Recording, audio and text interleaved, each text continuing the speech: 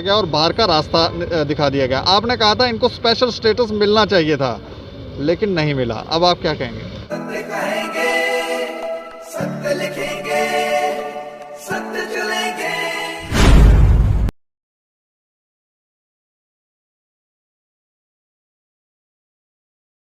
नमस्कार दोस्तों, मैं हूं दीपक सिंह, दैनिक क्षण समाचार से।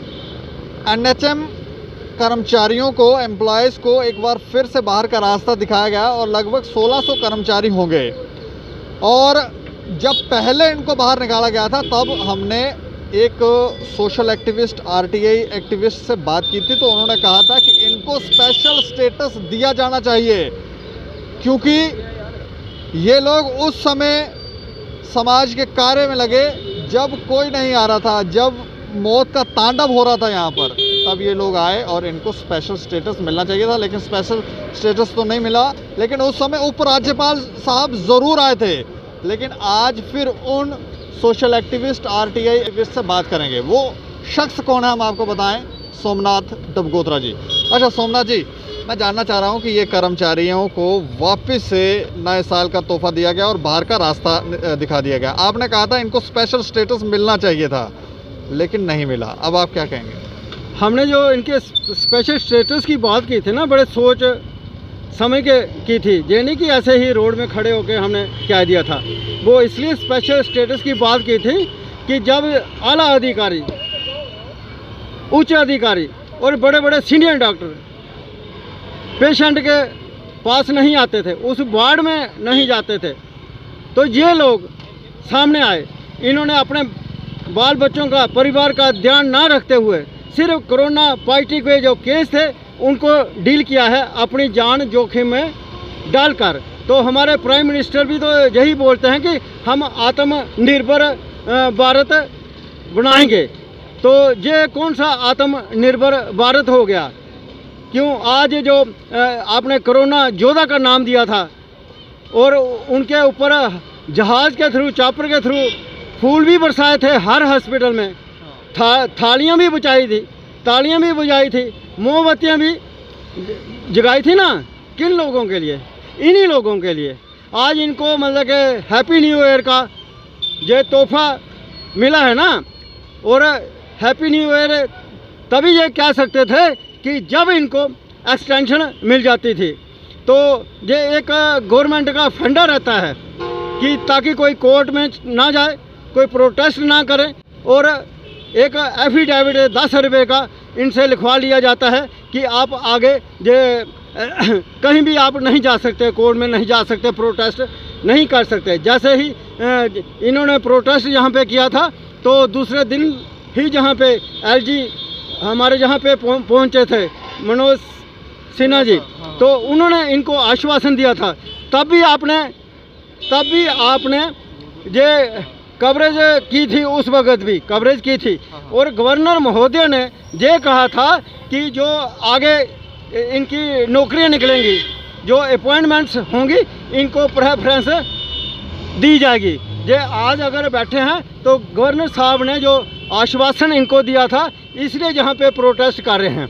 लेकिन गवर्नर साहब ने कुछ कहा और हॉस्पिटल अथॉरिटी ने अलग से एक आर्डर निकाल दिया कि ये कोई भी सर्कमस्टेंसेस बनते हैं, कोई भी हालात बनते हैं, तो आपको 31 दिसंबर के बाद एक्सटेंशन नहीं मिलेगी। आप कहीं भी किसी भी फोरम में जाके नहीं लड़ सकते।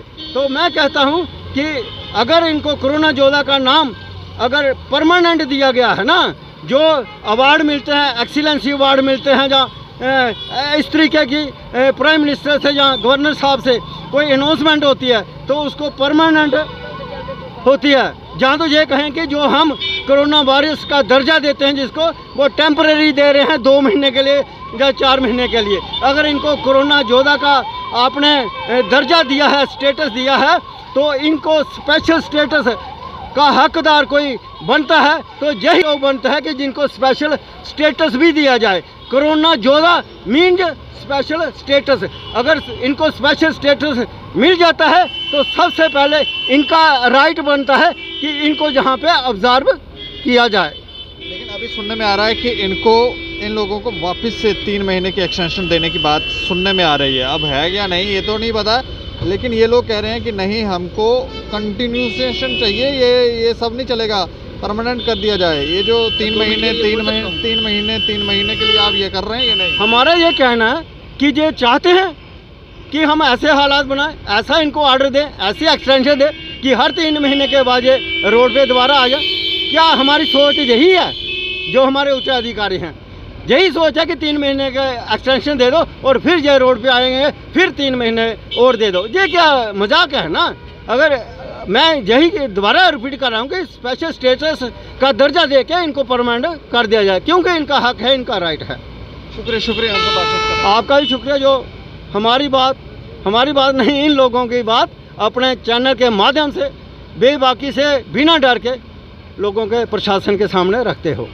शुक्रिया सर। मैं कर्म करते चलो वेलफेयर सोसाइटी से मोहित सिंह। हाँ। अगर any kind of question you can ask me sir. Only 100 सवालों का मैं एक ही जवाब दूंगा। आप कोई भी क्वेश्चन मुझे पूछ सकते हो मुझे सिर्फ कोरोना के ऊपर। हमें सिर्फ चाहे इतना जानना है, जैसे ये जो कर्मचारी यहाँ पर NHM कर्मचारी यहाँ पर बैठे हुए जी हैं, सर। ये क्या आपको लगता है गवर्नमेंट इनके साथ सही कर रही है?